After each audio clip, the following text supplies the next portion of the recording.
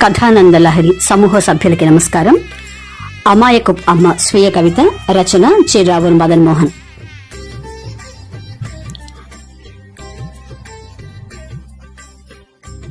మా అమ్మకు లెక్కలు రావు. ఒక రోజుకు ఒక లడ్డే తినాలనంటుంది. 2 లడ్డులు నీ తిన్నా కనిపెట్టలేదు. మళ్ళీ లెక్కలన్నదే తెలియదు ఎప్పటికీ ఆమెకి. అందుకే అంటాను అమ్మకు లెక్కలు రావని. మా అమ్మకు లెక్కలు రావు. ఒక రోజుకు ఒక లడ్డే తినాలి అంటుంది. 2 లడ్లు నీ తిన్నా కనిపెట్టలేదు. మళ్ళీ లెక్కలన్నదే తెలియదు ఎప్పటికీ ఆమెకి. అందుకే అంటాను అమ్మకు లెక్కలు రావని. మా అమ్మ పిచ్చిది. రోజు తినే కూటి కన్నా ఆమె గిన్నెలో నుండి తెలియకుండా 2 ముద్దలు ఎక్కువగా నీ తింటే తిట్టకుండా ఎందుకో సంతోషపడుతుంది. అందుకే అంటాను మా అమ్మ పిచ్చిది. మా అమ్మకు తెలుగు రాదు.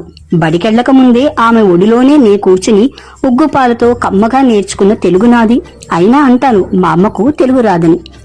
అమ్మకు బతకడం తెలియదు. సమాజంలో అందరూ పైనొకటి లోనొకటిగా వ్యవహరిస్తూ ఉంటారు. కానీ అమ్మ ప్రేమలో మాత్రం ఓర్పు తప్ప మార్పుండదు. అందుకే అమ్మకు బతకడం తెలియదు. తరచూ అమ్మను మర్చిపోతా. నాకు ఆకలేసినప్పుడంతా తన చేతులు కాల్చుకుని వేడి పొయ్యి దగ్గరుండి వంట వండుతున్న అమ్మ జ్ఞాపకం వస్తుంది. ఆపై అమ్మ మరపే వస్తుంది. తరచూ అమ్మను మర్చిపోతా.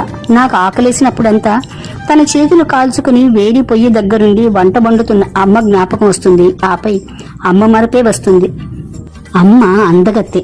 సామదాన భేద దండోపాయంతో నన్ను అన్నం తినిపించినమ్మ. అందంగా లేకపోయినా ఎల్లప్పుడూ నా కళ్లకు మా అమ్మ అప్సరసే.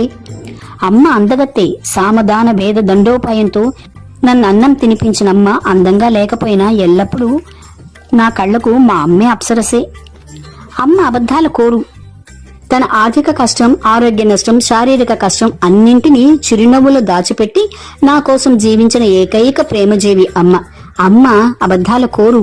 తన ఆర్థిక కష్టం, ఆరోగ్య నష్టం, శారీరక కష్టం అన్నింటినీ చిరునవ్వులో దాచిపెట్టి నా కోసం జీవించిన ఏకైక ప్రేమజీవి అమ్మ. అమ్మకేమీ తెలియదు. దాని నోటిలో మాటేది రాకముందు గ్రహించి అమ్మేమో నాకన్నీ చేయగలదు తెగించి. కానీ విడమర్చి మనకమ్మ ఎంత చెప్పినా నీకేం తెలియదు ఊరుకో అని అంటాం. అందుకే అమ్మకేం తెలియదు. అమ్మకేమీ తెలియదు. నా నోటిలో మాటేది రాకముందే గ్రహించి అమ్మేమో నాకన్నీ చేయగలదు తెగించి. కానీ విడమర్చి మనకమ్మ ఎంత చెప్పినా నీకేం తెలియదు ఊరుకో అని ఉంటాం. అందుకే అమ్మకి ఏమీ తెలియదు. అమ్మ చేసేది వెట్టి చాకిరి. 365 రోజులు ఎవడూ బడికెళ్లలేదు. 305 రోజులు నేను ఆఫీస్కెళ్లలేదు. 365 రోజులు ఏ పని వాళ్ళు రాలేదు. కానీ రేయి పగలు అన్ని రోజులు నాకు వెట్టి చాకిరి చేసింది అమ్మ. అమ్మ చేసేది వెట్టి చాకిరి. 365 రోజులు ఎవడూ బడికెళ్లలేదు. 365 రోజులు నేను ఆఫీస్కెళ్లలేదు. 365 రోజులు ఏ పని వాళ్ళు రాలేదు. కానీ రేయి పగలు అన్ని రోజులు నాకు వెట్టి చాకిరి చేసింది అమ్మ. మా అమ్మ గుడ్డిది. సన్నగా ఉన్న, నల్లగా ఉన్న, చిరిగిన బట్టలు, చింపిరి జుట్టుతో, మట్టిలో పొర్లి మురికితో ఉన్న నన్ను చూసి బంగారుకొండ అని మా అమ్మ గుడ్డిది. సన్నగా ఉన్న, నల్లగా ఉన్న, చిరిగిన బట్టలు, చింపిరి జుట్టుతో, మట్టిలో పొర్లి మురికితో ఉన్న నన్ను చూసి బంగారుకొండ అనే మా అమ్మ గుడ్డిది. అమ్మకు జ్ఞాపక శక్తి తక్కువ. గర్భంలో నవమాసం 3 ఏళ్లు తన తనువుపై మూసి జీవితాంతం మదిలో మోసి అన్నీ విస్మరించి ఏదీ ఎదురు చూడని అమ్మకు జ్ఞాపక శక్తి తక్కువ. అమ్మ ఆఖరి మాట జీవితాంతం నీ ఒడిలో పడుకోనా అని నేనంటే దానికే హాయిగా పడుకోరా అని నన్ను మోసింది. ఎన్నాళ్ళు నన్నిలా మోస్తావే అని నేనంటుంటే నన్ను నలుగురు మోసేదాకా నేనిలా మోస్తాలేరా అంది. అదే మా అమ్మ ఆఖరి మాట.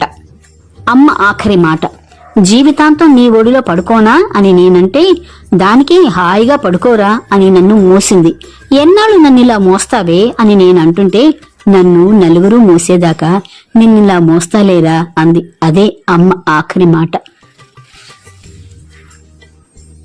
అమాయకు అమ్మ స్వీయ కవిత, రచన చిరావూరు మదన్ మోహన్.